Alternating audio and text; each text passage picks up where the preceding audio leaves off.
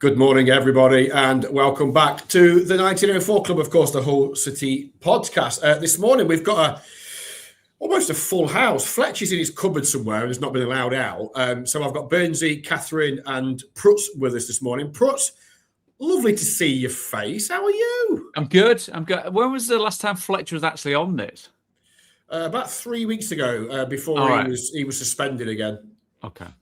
Just double checking. Not that I don't love Burnsy and Kathryn and obviously your good self. I just when he texted on the group, I just genuinely thought, "Oh my word, is he all right?"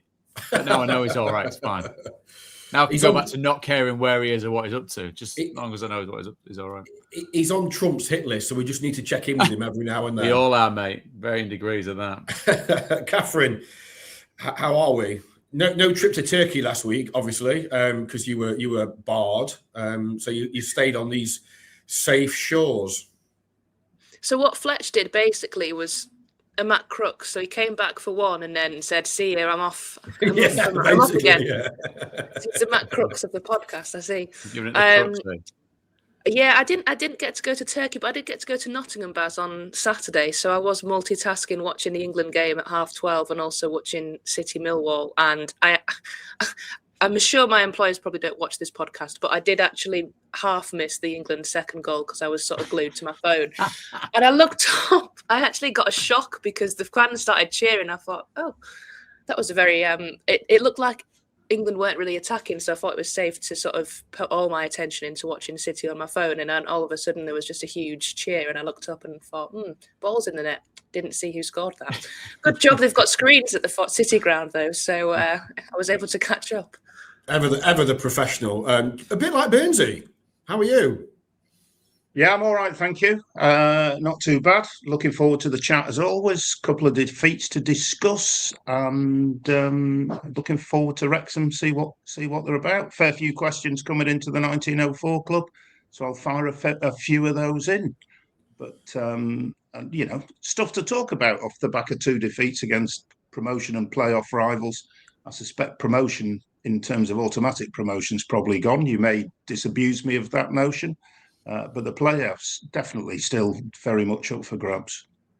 So since we last came to you, Ipswich were winners by a solitary goal to nil last Tuesday night. And of course, that rather bizarre game on Saturday where City actually played really, really well in the game and came out with a 3-1 defeat. But yet, we'll get on to the big decisions. I know Prutts covered it on Sky on Saturday, but 3 more goals conceded. So that's 3 against Bristol City, 3 against QPR, 2 against Derby, and 3 against Millwall in the last 4 home games, not obviously counting the Chelsea game, where they conceded 4, but obviously playing a different level of opposition. But big concerns in terms of the goals against column at home.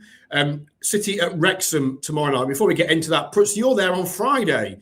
You've obviously got your calendar wrong. Yes. I thought for a minute I had actually got my calendar wrong, then thinking, whoops. Yes, we are. We're doing if you're free on Friday and want to watch, feel free. It could be 90 minutes of car crash inducing coverage. No, we're going to be sat with the owners of Wrexham, chatting over the game, which will be slightly different. We're obviously doing it properly with our actual commentators and co-commentators, so don't worry. Don't get in touch and slam the reason why you're paying your subscription. It's got nothing to do with me at all. Blame him. So it should be a bit different. But yeah, as you say, a few days too late for being able to take City into the equation. But no, it's an intriguing week for City. It's an intriguing week for Wrexham as well. Not that this is a Welsh football podcast, but given what their aspirations are and where they find themselves, it's heating up nicely. And tomorrow night should be no different. Yeah, we'll come on to Wrexham a bit later on. Burnsy, we'll start with Millwall. I felt it was one of their best performances of the season from the majority of the game. Sergei Yakirovich said that after the game himself as well. It's hard to get past that decision for the second goal because we know goals change games, and it's hard to. If that goal is allowed and City go 2-1 up, which they would have deserved to have done, they had the momentum. They were playing really well. Millwall were not really in the game, despite taking the lead, of course, which was a goal you could see coming before it happened. They go up 2-1. Who knows what would have happened? yes, they conceded 2 shockers, and we'll get to that in a minute. The defensive frailties that continue to undermine their progress. But what was your general feeling from being at the game on Saturday? I thought it was a pulsating first half. I thought the chance taking should have been better. If they'd taken the chances they'd had before the referee made his howler, they would have been ahead anyway. And I thought they played with vibrancy. They were quick. It was working. It was a bad goal to concede against Millwall yet again. I mean, Drame was left with 2 to mark. He went with the one that made the run, and then the ball went to the one that didn't make the run, headed it inside, and Cooper tapped it home. Good to get back in the game, but missing chances. Joseph should have scored. I think McBurney should have scored with a header. Lundstrom should have scored. Then the referee makes that decision. We'll come to that in a minute. And then the second half, they just press the self-destruct button, don't they? Pandor should have made the save on the cross. We've got some messages about that. We'll debate that. And Semi Ajayi just, I don't know. I don't know whether he was tired because he'd not played for ages, and your brain maybe turns to mush, and you make a pass like that. But there was encouragement, but you can't keep defending like that, can you? I don't think. I don't know which was the bigger decision. The refs one for me. I'm not a referee basher by tradition, really, because I think it's a difficult job and everybody makes mistakes. Witness the second half from Pandor and Ajayi, but I just couldn't see why he disallowed it. Kathryn, before I come to you, Prutts, obviously you covered it in the studio. You had Curtis Davis and Michael Brown. Curtis said it was harsh. Michael Brown was pretty strong, wasn't he, on his comment about about referees not perhaps understanding football, having not played the game, and he felt it was a really, really bad decision, didn't he? Yeah, I mean, don't get me wrong. You instinctively know that Ollie knows what he's doing because he's clever like that, and he's good at engaging and creating contact. But the thing that annoys me about it is it harks back to a time when that goalkeeper's a protected species kind of school of thought, which I think just a little bit we've come away from, which I've quite enjoyed. Not saying you've got to go out there and start topping goalkeepers and causing carnage, but inherently there's a little step from Ollie, but Ollie's quite literally standing his ground. So if the goalkeeper then comes running into him, that isn't a foul. That's not him impeding the goalkeeper. That's not him interfering with the goalkeeper. That's not even really necessarily him stopping the goalkeeper what he's doing, because the guy can still come over him with his arms. I know Ollie's 6'1", 2, whatever it is, but he can still come out and claim the ball. It just, and whether we're looking at it obviously this morning with a slightly Hull City hat on, it's just frustrating because the amount of what you see going on at corners, for example, goalkeeper, defenders ragdolling centre forwards around and vice versa, and real proper instances of players coming together that need to be addressed. That was just so soft. And as I think I've said on it before, I do a lot of work with the PGMO, speak to them all the time. Kind of, there's a lot of feedback and a lot of discourse between us at Sky covering the games and the way that PGMO go about it, and hopefully you help each other out. But you look at that and just so unbelievably soft from that point of view. And then given what the fine margins of a championship game is between two playoff rivals, then as Burnsy said, the minute then you go into the second half and press the self-destruct button, the points that you make become less valid, really, don't they? But we all do understand Hull City go 2-1 up in that game. Alex, I texted Alex after the game because we spoke to him before, and I get on with him really, really well. And he said they were nowhere near the best. Obviously, ecstatic to come away with 3 points, but they were nowhere near the best. And how talked about how good Hull City were, and but for thumping the bar a couple of times, and then exacerbated by the second goal. I've got no idea how on earth it dribbles from one side of the box all the way across to a tap in. And then from Shemi's point of view, he's obviously played a pass without seeing where the opposition is. I think Coburn's still got a lot to do after that. And his recovery run, Shemi's not one that covers him in glory too much. But it's I've got utmost sympathy of being in games in that situation where you think this is so very tight, it's so backwards and forwards. Us getting our noses in front going into half time changes the complexity of the match. But decision that was made, I believe, is an incorrect decision and one that didn't really reflect the cut and thrust of what the game is. If Ollie comes across and knocks the goalie out, arms up, all that type of stuff, fair enough. But just being stood there, you're not guilty by being stood in your position and standing your ground. So unfortunately, it's one that Sid got the wrong side on and didn't react well to. And Kathryn, when you look at it as well, McBurney's looking at the ball. There's nowhere in the laws of the game that say that, well, if the goalkeeper comes to try and get the ball, the striker's got to move out of the way and go, okay, you take it. Patterson doesn't appeal. There's no appeal. It's really tame, isn't it? And that's the frustrating thing. And it like it or not, and yes, we'll get to the mistakes in just a minute, but that it does change the game. Yeah, and I don't think the goalkeeper made enough of an effort to try and get it. It felt like he was quite weak, and it was sort of a half-hearted attempt to try and come for a cross. He wasn't sure if he should have come for. Then he missed it and sort of made like a half-hearted appeal, as if to say, "Oh, that was McBurney's fault." But their defender was also kind of right by the goalkeeper and sort of was in and around it with McBurney as well. So he was sort of also obstructing his own goalkeeper. But I just think his reputation went before him in that instance. Unfortunately, I think referees treat him a bit more harshly than probably other players. He's a big guy, he's a big personality, and I think referees are looking for a foul from him. And anytime they see any sort of little thing or they see the goalkeeper appealing, I think he just thinks, oh, well, it's McBurney, he probably did foul him, sort of thing. And I just think that didn't help him in that situation. So yeah, that was it was a frustrating one. And I think as well, because it came after so many missed chances, it just added to the players' frustration a little bit as well. And having said that, we were actually still on top at the start of the second half before the mistakes came. So they were still pressing, but they didn't sort of create as many good chances in the second half as they had in that early first half. And I always sort of felt at half time, not taking those chances and not having the goal that was ruled out was probably going to come back to bite us. I mean, Kathryn's absolutely right in the sense of Ollie's.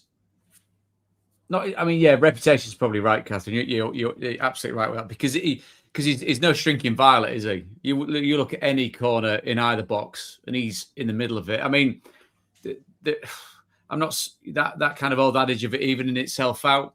There's a goal against Derby from a corner. I've looked at it again and again and again because I'm that sad, but. Ollie McBurney up against Matt Clark absolutely ragdolls him to the ground. It's a foul every time you see it. Like VAR goes, sorry, that's ridiculous. Goal stands. You know what I mean? City go on to win the game pretty comprehensively. Again, fine margin in a game where another call could have changed the dynamic of a game. So I'm not saying it's 1-for-1, so therefore it's fine. I'm not, because I think the one on Saturday was a poor decision. But it's possibly the inconsistency of what we see from that physical coming together in a box. And again, Kathryn, absolutely right in the sense of the goalkeeper is timid to say that's the best thing you can say about his approach to trying to win the ball there. And the reaction comes as like a half-hearted, well, I'll give it a shout, see what the ref does. And the ref falls for a hook, line and sinker, which again is disappointing, but it's masking somewhat obviously the decisions that are made in the second half and that ability not to take some really good opportunities. Two thumping headers. I thought the second one was from Charlie would have been if you can have a marginal wonder goal from a header, that'd have been an unbelievable finish. You know what I mean? From there. Whereas I think the first headers, because it's almost point blank range and Gar's just got so much room on his own in the box, that's got to be a goal, really, hasn't it? Yeah, I think what you said about Alex Neil, Prutts, was right, because we spoke to him after the game and he was very much like Hull City. Funny enough, actually, he's the second manager in the space of a few days that's come out in support of City and said, I know they get a bit of criticism, but they are where they are on merit. They're a good side. Kieran McKenna said that to me on Tuesday at Portman Road, that these are a good side. Well, it's ridiculous that they get criticism. We looked at some stats on Saturday about where obviously the point differential and position a world away from what City were last season, scoring more goals, way more goals. So I mean, and Alex is in a little bit of the same boat. There's a different perception, of course, about what Millwall is and Hull City is, both as separate entities. But I think there's a little bit of snobbishness going on here. I think everyone's like, well, Millwall, Hull City. Well, no. Alex is absolutely right. Sergey's absolutely right. You're there on merit. Good luck doing 35, 36 games of a season and being in the top 6 and being fortunate to be there. Rubbish. Utter rubbish. They're holding their own with teams that Coventry, Borough and Ipswich, 3 teams that, because of where they found themselves, obviously in different divisions, but at the last knock-ins of the last few seasons, the expectation is on them. And City and Millwall have probably worked under a not necessarily a lack of expectation, but a different set of expectations. But that doesn't mean to say how they've got there has been any easier. I mean, going back to the debate we've had about you chuck it forward into the Premier League and people moaning about Arsenal being the best team. Alan Pardew saying it should be an asterisk. Rubbish. Why? Rubbish. To get to the top of the league is really, really, really hard. And to stay there is really hard. To win it's even harder. So City find themselves in the way that they've done it, scoring more goals and being more expansive. They're a world away from what they were last season. So it should be, it's been an unqualified success that now has to turn itself into something really tangible at the end of the season. Just quickly on that, I've missed that about Pardew. What's the asterisk thing about Arsenal? Just quickly. He said about if whether it was on TalkSport or wherever. That's been spent all week watching Tottenham people have meltdowns, which has been very funny. But because of how they're perceived to have been winning it by set pieces. I mean, have you seen Declan Rice's delivery of a set piece? It's a thing of beauty and it's magical. It's way better than anything that you're going to see. And people say, no, well, they're not, you know what I mean? And Martin Samuel had a piece yesterday, I think, in the Telegraph, would it have been, Kathryn? Would it have been? Sunday Times. Don't bring us into this. I'm mixing them up, sorry. One of those rags on a Sunday. But he was talking about Fabian Hurstler's take on it, which was about one team not playing football, which is normally done the other way around. It's the top team points a finger at the team that's down below them or in a different league and they've come to spoil the game, etc. And his take on it was, well, Arsenal aren't playing the game properly, which is just utter garbage. Absolute garbage. I went on a Millwall podcast on Friday and I basically went on a rant, you'll be surprised to know, about this and said, look, there's so many ways to play to win a football match. You play to your strengths. And the fact I've never understood this recent snobbery that has existed that we can't use set pieces, we can't use long throws. Why the hell not? If you've got a throw in on the edge of the 18-yard box, and you've got somebody that can lob it onto the penalty spot, why the hell would you not use it? You've got somebody like Declan Rice that can put a ball on a sixpence unaided, unchallenged from the corner flag. Why would you not use it? And if you've got 3 centre halves who are massive and love attacking the ball, I just don't. I never understood it going back donkey's years under Sam Allardyce. He took an unfancied Bolton team from nowhere into Europe. Yes, he was never going to play Pep Guardiola football of Barcelona with Xavi, Iniesta, Messi, blah blah. But what he did do was effective. He used the tools around him, and it's the same with Hull City. We've all got fed up of watching this. Play 500 passes before you can get out your penalty area, lose the ball, concede a goal. We've all got sick and tired of watching that. And one of the great things about watching City this year at times has been the way they get it forward quickly, at risk of annoying one or two. The great thing about watching Forest under Nuno last year, away at Wolves, Christmas, Elliot Anderson won the ball on the edge of the box, played into midfield, Gibbs White spun, played out to Elanga. He bombed down the right-hand side, cut it back, Gibbs White scored. 3 passes, they've scored a goal. Amazing to watch, effective. And City this season have been similar. That when they've got it forward quickly, they've looked a real threat, and they did on Saturday. The Forest one's good as well. I mean, let's not turn it into a Forest podcast and completely negate anyone else chatting on it. But statistically, they're terrible in both boxes at defending set pieces and taking set pieces, and they find themselves with a threat of relegation. It's not rocket science to put the two together and go, well, hang on. Well, that's probably why you're there. Obviously, there's a myriad of other things that can come into it, but I don't understand. I mean, and the other side of it, where people are thinking it's about coming back into fashion, being in football. That's such a crap way of saying that. Isn't it? Having played football at a certain level is what I meant. That set pieces have always been insanely important. It's just for some reason, maybe, I don't know, Kathryn, you give us the journalistic take on it, whether is it something that's said more in press rooms? Is it, I'm not saying for 1 second you all get your heads together and go, right, we're going to make this fashionable or this is going to be in vogue, but the amount your career covering football and our career covering football, set pieces have always been very, very, very important, haven't they? There's never a time when they haven't been. Yeah, and I mean, defending them as much as attacking them. Like managers will always say, if they concede from a set piece, it's one of the most frustrating things. I actually asked Serena Wiegman about corners the other day because she had two left backs taking corners, one in the first half and the other one that came on the second half, and they were both terrible. So I asked her why she had them taking them, and it was just purely because they were left-footed.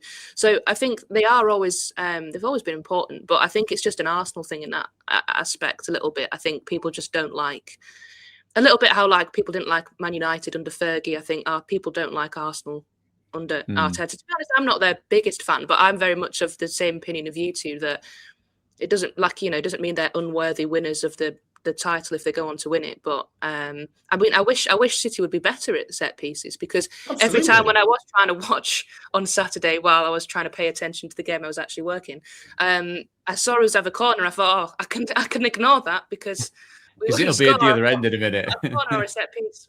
And then actually we nearly scored from a set piece. So but yeah, I think if you're good at them, brilliant, but it reminds me a lot of how people in the Championship do see City, and Saturday was a perfect example of XG doesn't matter, because we had so many chances on Saturday and we didn't take them, and other times in the season the XG's been really low and blah blah blah blah blah blah, but we've taken the chances and won the game.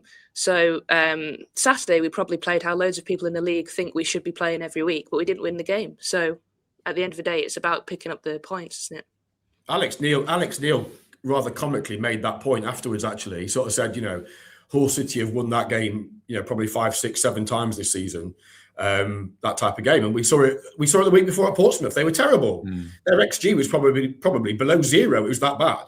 They had 2 shots on goal in the entire game. One was in the first minute, and the second was Crooksy when he scored the winner with 15 minutes to go or whatever. So, look, I guess you have to accept that sometimes City this season have rode their luck, particularly away from home, and sometimes it's going to go the other way. They're going to play really well, not take their chances, maybe be on the wrong end of a decision, make a couple of defensive howlers. Because let's not forget, as I said before, that's now they've conceded 3 times, and a 2 in the last 4 home games in the league. So there's it's not like we're bashing anybody here. Yes, it's a poor decision, but City are the architects of their own downfall in both boxes, Burnsy. They are. Hopefully they can sort it out. The defensive frailties concern me. The marking from set pieces concerns me. I'm not convinced it's what it should be, really. I come back to Drame being left with 2 on the free kick that led to the Millwall goal. That should be picked up, but wasn't. George Boyce says, playing like we did against Millwall, we're capable of winning most remaining games. Individual errors are a blight on our defensive record and need addressing as soon as possible. Could there be an option of an emergency loan to cover our fullback injury woes now that the embargo is lifted? We'll come to that one in a minute, Baz. Matt G says, we were good defensively against Ipswich and fantastic in attack against Millwall and just unlucky in both games. In Sergei, we trust. Think we'll go with the right approach against Wrexham and give us a chance to bounce back. Tony Silva says it was a great performance with a couple of errors that were punished, as you've just been saying. Ironically, we finally won on XG, but lost the game. And Peter Sol says the thing missing in City's game is composure on the ball, even from the most experienced players. And just going back to the referee, Uma says, huge refereeing blunders getting very common with each passing game. Do you think VAR will be introduced in the Championship in the near future? My take on that, we'll not have a long discussion on it because it could be endless. I hope to God it's not introduced. I mean, they're having a wobble about it in the Premier League at the moment. We'll keep it because I think the owners want it. But yeah, not for me. I know Sergei wants it, but yeah, Not I for don't me. think VAR would rule out. Even if you get the odd error, which you will. I don't think VAR would overturn the disallowed goal, though, would it? I don't think that would help, because I think VAR would just say it's not clear and obvious, and if the goal was given, they wouldn't rule it out. That's yeah, you're probably right. Prutts, in terms of VAR, just quickly on VAR in the Championship, what we've just had this big vote last week for expanding the playoffs. The talk of VAR or VAR light or whatever permutation of it has been talked around the Championship, given the exposure, the money, the pressure, just how big the Championship is and what's riding on it, which is only going to increase from next season with extra playoff places and that carrot of getting into the Premier League and the riches that come with it. From the conversations that you have with players, with managers, with people within football, referees, obviously, as you touched on with the PGMO, no longer L. What are you hearing about the potential of and kind of the feeling around it? I think there's, the phrase Kathryn used about VAR light. There is a variation of that I believe is getting looked at, without any real kind of time frame with regards to when that might either be deemed appropriate or when you'd be able to get it into usage. It's that funny one, isn't it? Because the inherent kind of romantic in us all doesn't want it, if we're all honest, do we? Because it does knacker what the game is, which is chaos and reaction and emotion. You can't when it comes to categorical decisions, you can't argue with the fact that it's made them make more correct ones, because that's just how the technology works. The subjective ones, as Kathryn mentions, about whether a referee thinks you've walked into a goalkeeper or a goalkeeper has a chance to go over the top of you, will always be subjective. I know we're talking about Wrexham a lot for some reason on this podcast, and the dog's going by me. But the Dobson yellow card that was upgraded to a red card, if you saw the game on Saturday evening, again, totally subjective. I still thought it was a yellow. I didn't. Yes, there was a slight element of force about it, but it wasn't excessively forceful. It wasn't endangering the safety of an opponent, and it was done more because of the kind of furore around the challenge and who the challenge was on and the reaction to the challenge. It wasn't violent conduct or anything like that at all. It was just a robust, mistimed challenge, which will always be deemed reckless, and reckless, as we know, equals a yellow card. So I think it's what I was trying to say was I think it depends on what a manager's seen with his own eyes. If it's a game where he believes or they believe they should have got something out of it and there's a glaring omission, then yeah, they're all for VAR. Those marginal calls that we know and love and would have been discussed in a pub after the game and then put down to human error and moved swiftly on from would still be that. Whereas now it'll be poured over, and we'll just have more discussions about VAR, which again, I get it. I totally get it with the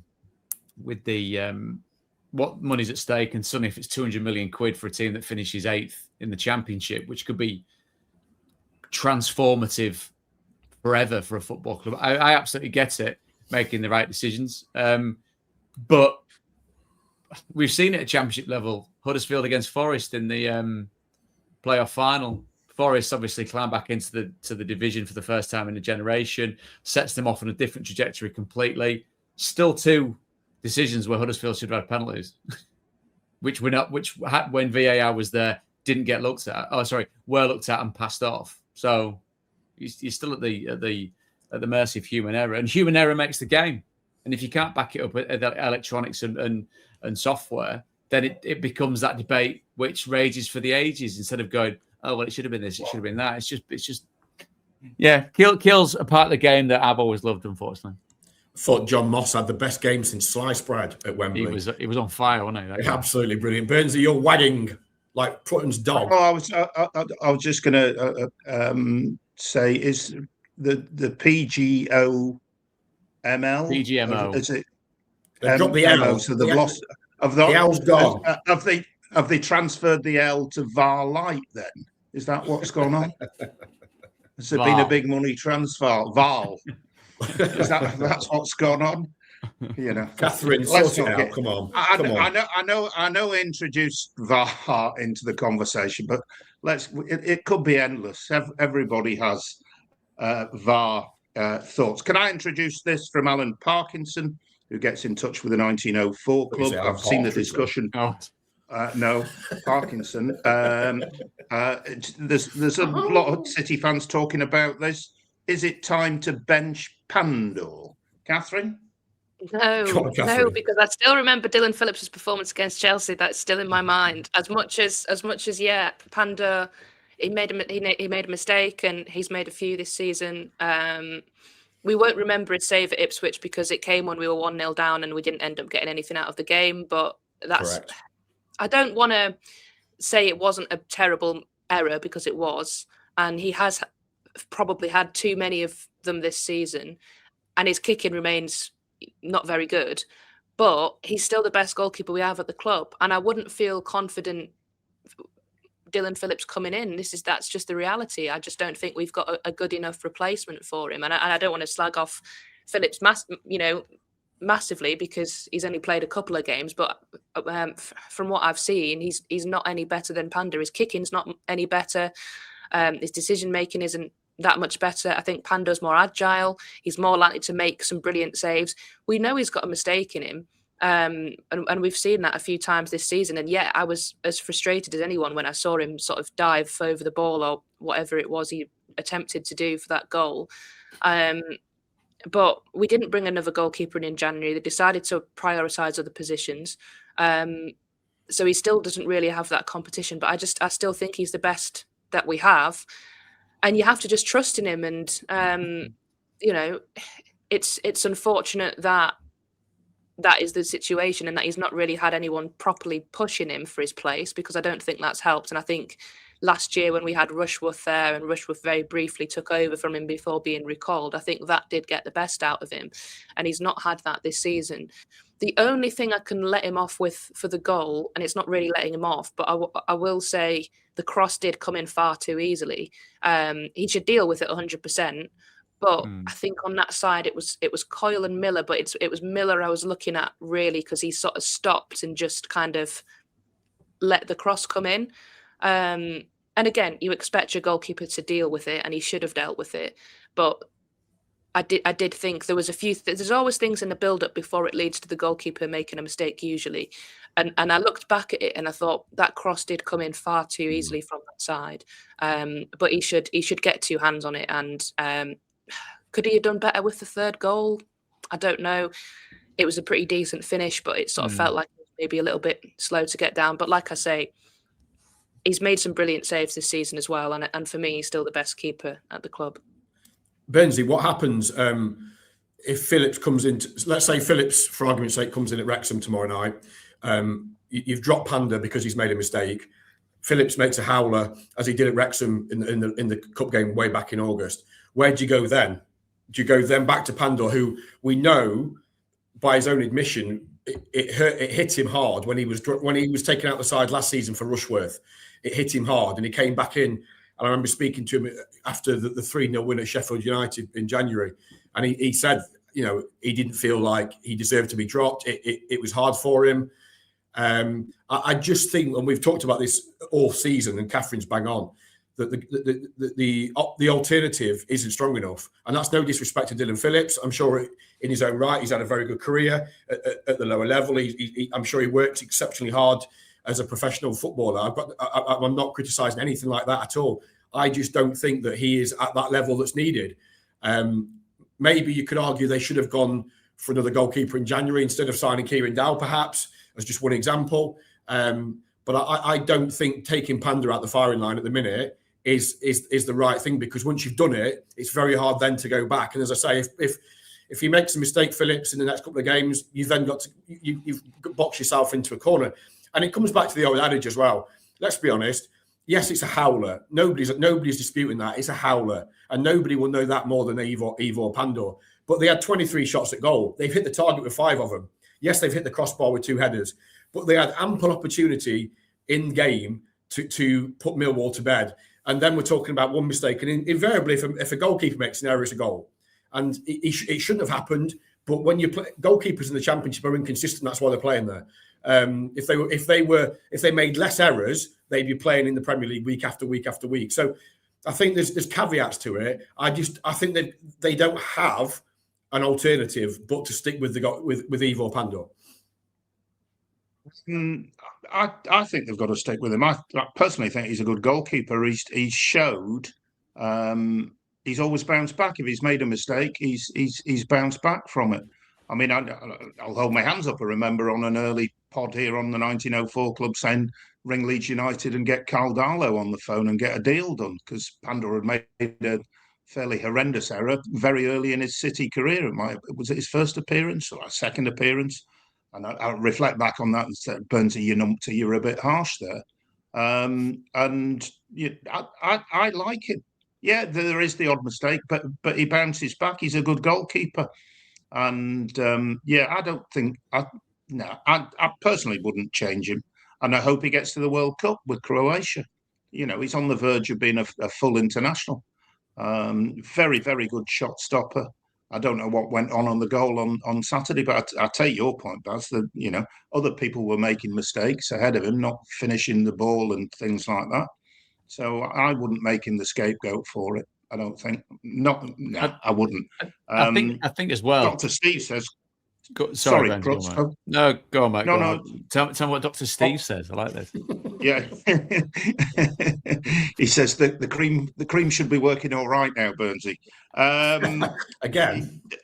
Yeah. Stick with Pandor for the next season or look for a new keeper. They'll have a look. They'll look at every position. Depends where they are, Steve, doesn't it? In terms of which division they're in, all that sort of stuff. There'll be some wheeling and dealing, and every position will be questioned. And would we buy a Mir? He's been playing really well, or is there better out there? There's a question for us. Prutts, we'll maybe come to those questions in a minute. What were you going to say? Well, just in that chat about goalkeepers, and it's not throwing shade on the rest of the top end of the Championship, but I mean, there's a slight sliding doors moment. Rushworth's probably seen as the best goalkeeper in the division at the moment. Obviously, City fans know about him very, very briefly.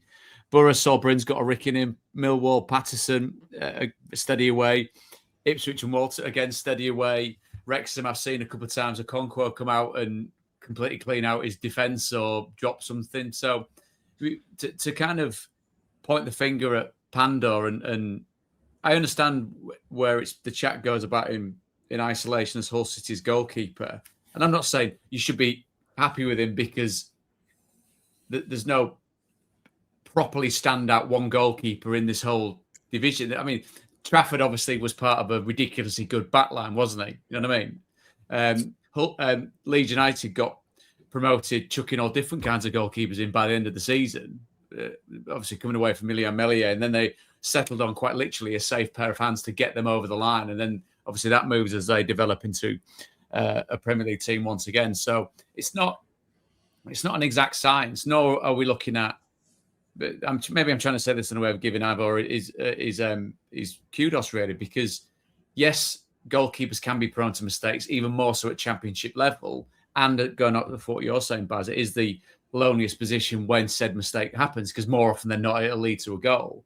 But I don't think it's a position of real jeopardy for City. Going off Kathryn's point as well, that it's not emergency surgery needed in the goalkeeping situation, is it? It's just maybe a reliance more on that consistency of decisiveness and good decision making. And what helps as well, that collective feeds off each other. If he's kind of got himself, the second goal's it's just crap across the board, isn't it? But you look at where the third one, where his centre half sells him short. Yes, there's still a lot of work to be done, but you could be in a position quite easily where everyone's pointing fingers at each other. But I don't get a sense of that with City. He seems a well-liked part of the squad. There's no real finger pointing when it comes to mistakes being made, because there's not glaring errors being made, barring obviously what we spoke about with Dylan, and whether he gets a chance to go again, we'll soon see. But I don't think the goalkeeper's played himself out of that position by any stretch of the imagination at all. No, absolutely not. It was interesting after the game on Saturday. Regan Slater came in, and we need to cover that, his contract, by the way. Came in and said, Shemi Ajayi had walked in the dressing room and held his hands up and apologised for his part in the third goal. And the attitude of the players was very much, you don't need to do that. We're a collective. That was the manager's message as well, that we're a collective. We're Hull City. We're not individuals. And if we make mistakes, we make mistakes as a team. Go on, Burnsy. Yeah, I was just going to say, it always amused me when goalkeepers make an error and somebody says, well, they'll hold their hands up to that. If they'd done it at the time, it wouldn't have been a problem, would it? But anyway,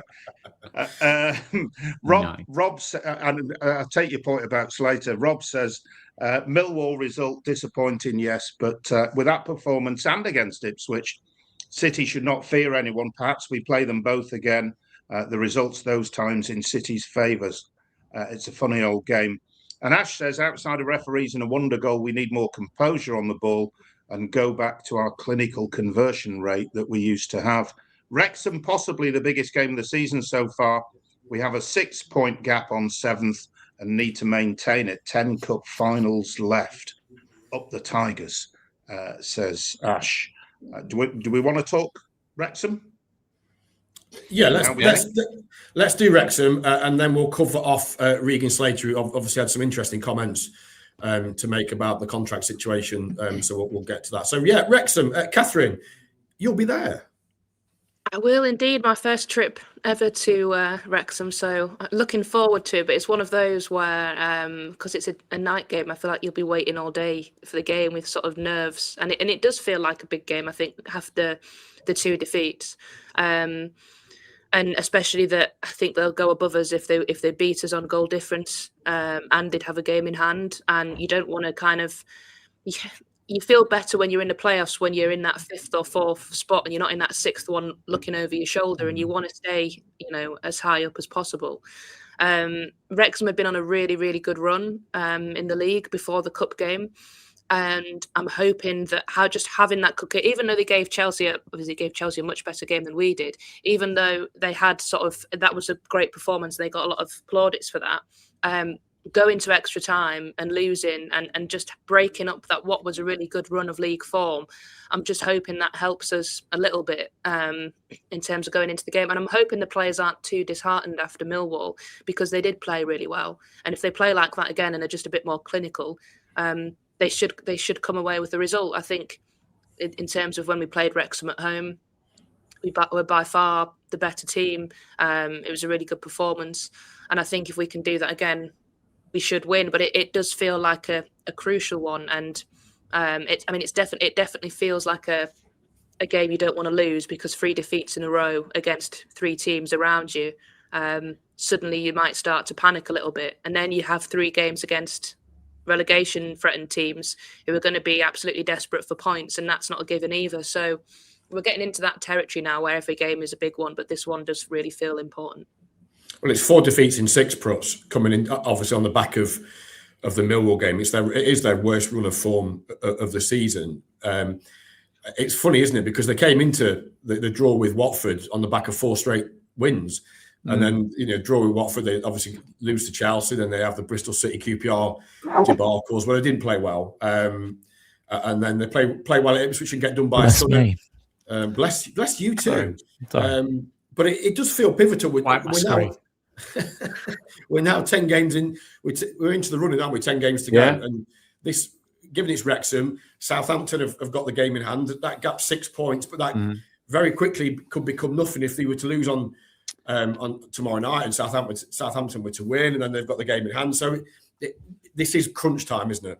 Yeah, and it's where we see whether everything so far has been a collective that have wrung themselves dry, and then you're running out of what you need at the most pertinent time of the season. I think Wrexham, they're a team to be wary of. Definitely, their attacking options are fantastic. They've obviously spent a lot of money putting the team together. They've got a very, very good squad that has performed. Again, you look at expectation versus reality, and they've gradually built into the season. Hull City have been going on a bit of a lick, haven't they? So now it's about them being able to get through or come away from this run of form, which has come at quite a pivotal time in the season, going into those single-digit games. So yeah, I mean, but again, going back to what we said, if City find themselves in the top 6 at the end of the season, if they find themselves anywhere near the top 2, it will absolutely be there on merit, and it'll absolutely be there on doing it the only way you can do it in the Championship, which is the hard way. There's no easy way of getting out of the Championship, is there? No easy way of getting to the playoffs. So being able to beat the team that's next in front of them, Wrexham, being able to go up against Southampton teams in and around them like that and keep them at arm's length is going to be huge. So there's no easy way of doing it. And knowing Sergei like we do, he'll be reiterating that to the players. And you've got players in there that have been involved in these types of situations. So yeah, to use a phrase that is very much overused, it is what it is when it comes to the Championship. And the next test is to take that good performance from Saturday on the road to Wrexham, but make sure that you are more clinical and better at the back. Sounds very straightforward, doesn't it? Sat here the day before. Burnsy, whatever happens at Wrexham, West Brom away, and then Sheffield Wednesday at home, back-to-back Saturday games, so at least they haven't got a midweek game. Those are must-win, aren't they? Whatever happens at Wrexham, win, 100%. Lose or draw. You would have thought so. I'm trying.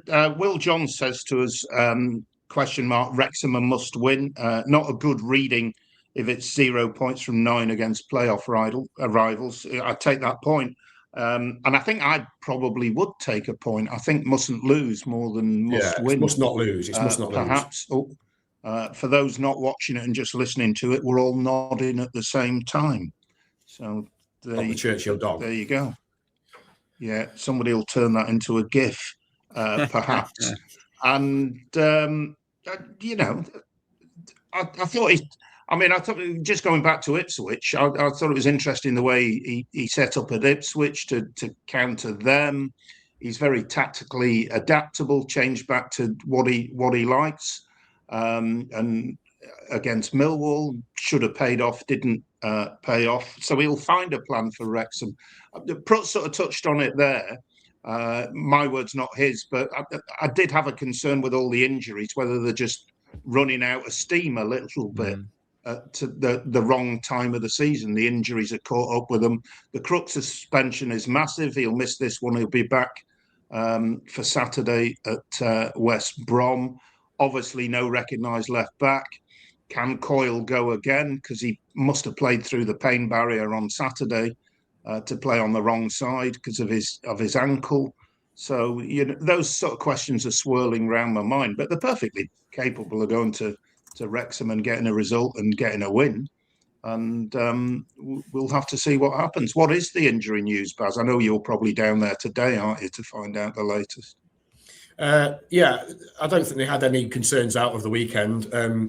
The manager did say that Louis was struggling to kick off his right foot, but he felt he would be okay for Wrexham. Amir obviously they were both doubts coming into the Millwall game. He came on and he's expected to be okay. It wouldn't surprise me if Mo Balumi was included in the squad and on the bench. Elliot Matazo, great to see him back in the squad, but he won't be in the squad as we understand it. In North Wales, he will play for the under-21s against Sheffield United at the MKM Stadium instead on Tuesday, and hopefully try to get as much as an hour, and then they'll take it from there to see if he's involved thereafter. So I guess the big thing is no fresh injuries. Louis Coyle is on 9 bookings though, and the cut-off is after the game at Wrexham. So hopefully Louis can get through, assuming he plays, he can get through without that 10th yellow card, because otherwise if he gets that 10th yellow card, he then misses West Brom and Sheffield Wednesday. So Crooks obviously misses it tomorrow and he's back for Saturday. But I think that aside, it's pretty much as you were. I don't like that rule, 10 yellow cards. And it's such a late point in the season. I know that's, but I just don't like that rule. And I've just like, we even said last week, didn't we, with Crooks, that how many games in that run of 3 could he get through without getting booked in the first one? He got booked. He just sort of can't help himself, can he? But I think for defenders as well, I feel like defenders, you're so much more likely to get a yellow card than a I mean, that usually then a player in a forward position, but Crooks is sort of the outlier to that. But did you ever get 10 yellow cards when you were playing Prutts and missed 2 games? I mean, as a setup, as a takedown, Kathryn, that was. I admire your patience, Well, you your might commitment to that it, it was a stupid rule, and cloak it in a Hull City-based question. I mean, would it surprise you to hear that yeah, a few times managing to get to, and it's funny we said about Louis and about Crooks in saying we're talking about 2 very experienced players here, aren't we? In my head, I was about to say, well, they should know better and should play with that type of level-headedness, and then thought, pot kettle, black, idiot. So yeah, it was always something that, just stay away from the referee. I'm trying my best. Yeah, I did think it was a little bit mean-spirited is probably the wrong terminology, isn't it? But like I said, you're getting this far into the season, you put a shift in, you're inherently getting a bit more tired and slower, so you're going to make more mistakes and get more mistimed. So I'm not saying they've got carte blanche to go around topping people, but yeah, I did think that first half of the season when you've got to try and keep your best behaviour all together, yeah, great. But after that, they should let him go. That was Kathryn. I enjoyed that. What's your objection to it? The fact that there's a cut-off, or you don't think? I just think the cut-off. I'm not sure about the cut-off. 37 like that. We've only 10 games left of the season. I just think it's a bit late. I think make it earlier. So then, when Matt Crooks was injured, they would have passed. Why should there be a cut-off at all? You know, it's the offence is the same first game as last game, isn't it? So if you commit the offence, then you should be punished, regardless of whether it's the first or the last game. You don't need a cut-off, do you? Sometimes you get so many yellow cards that are like such harsh yellow cards, or not a yellow card as well. So then it's just like to give you, you've got 10. I don't like the rule. No, but yellow cards and part and parcel of it. We'll be going to VAR on yellow cards. I think they might do it in the Premier League. It's nonsense. It's why is there a cut? It's artificial. It's like I've run that bloke over, but it's after the end of February or after the end of March. You're fine. Just walk out the court. Rubbish. Running over season. Well, whatever. It was a bad analogy, and I apologise, especially if you're lying up in Hull Royal because somebody's run you over. Hopefully nobody. Burnsy says it's fine. You won't get punished.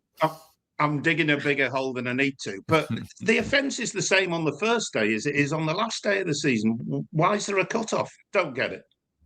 Can anybody explain why there is a cut-off? That's a genuinely good question. Like, I don't know. Yeah, it feels like it's one of those that's been in place for such a long time that you can't remember the kind of genesis of it. It's just because it's there. It's, because of the cut-off. And you go, well, why? Good point, Burns, here.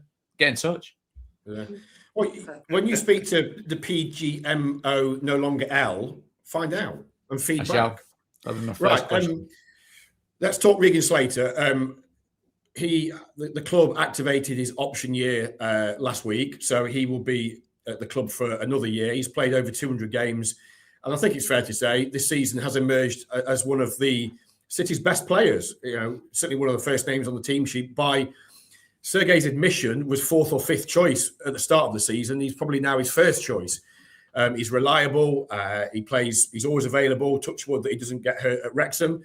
But there's been no progress on extending that deal beyond. We've seen obviously Louis Coyle. The club have given him another 3.5 years through to 2029. Regan spoke to myself and Mike from the BBC on Saturday, and obviously that subject cropped up. And Regan said that look, he would love to have conversations with the club over extending his stay. Those conversations haven't yet started, and one of the reasons he believes that to be the case is the club don't know which league they're going to be in. Jared Dublin, we spoke to the sporting director a couple of weeks ago, and he said, look, that they will have discussions with Regan and with Charlie Hughes and other players as well to reward them for what's been a fantastic season, irrespective of how it finishes. But those talks haven't happened yet. Kathryn, a City right, do you think, to try and play the waiting game? They've obviously bought themselves that extra year. We know there's going to be interest in Regan in the summer because he's such a reliable effective performer at this level. Where do you sit on it? Yeah, I mean, I don't want to sort of read too much into sort of Regan's comments, but when a player's sort of speaking in like openly with the media about, oh, well, talks haven't happened yet, it does usually feel like they're sort of sending a subtle message of they're not happened yet. I want them to happen, or I'm maybe a little bit frustrated that they haven't happened. And as you mentioned, he has been such a good player this season. I'd probably go as far to say he's been a player of the year so far in terms of consistency. And you know, everyone would love him to sign a new long-term contract. He probably is going to have, with obviously the situation with Louis Coyle, and I don't want to do Coyle a disservice because, again, I think he's been brilliant and he's been playing through the pain barrier and all that, but he probably would have had less interest in him maybe from other clubs as someone like Regan Slater might do. I still think Coyle would have had interest from others if we hadn't have given him a new contract, but I think some people will be sort of taking notice of Slater and how good he's been.